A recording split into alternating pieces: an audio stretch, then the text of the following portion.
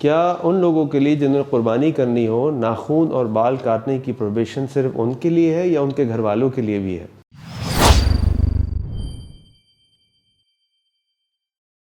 صحیح مسلم میں ہے کہ حضرت سلمہ رضی اللہ عنہ فرماتی ہیں کہ اللہ کے نبی صلی اللہ علیہ وسلم نے فرمایا کہ جب ذو الحجہ کا چاند دیکھ لو یا ذو الحجہ کا عشرہ پہلا عشرہ شروع ہو جائے تو وہ شخص جس نے قربانی کا ارادہ کیا ہو وہ اپنے ناخون اور بال نہ کاٹے۔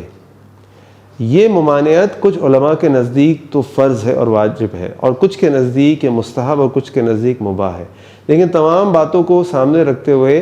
ہمیں کوشش یہ کرنی چاہیے کہ ہم اپنے ناخون اور بال نہ کاٹیں۔ اب سوال یہ پیدا ہوتا ہے کہ یہ ناخون اور بال کاٹنے کی ممانعت اس شخص کے لیے ہے جو خود قربانی کر رہا ہے یا ان کے لیے بھی ہے جن کے بہاف پہ قربانی کی جا رہی ہے؟ مثال کے طور پہ میں قربانی کر رہا ہوں اور میں اپنے بچوں کے لیے اور اپنی بیوی کی طرف سے بھی قربانی کر رہا ہوں، تو کیا یہ بال کاٹنا صرف میرے لیے منع ہے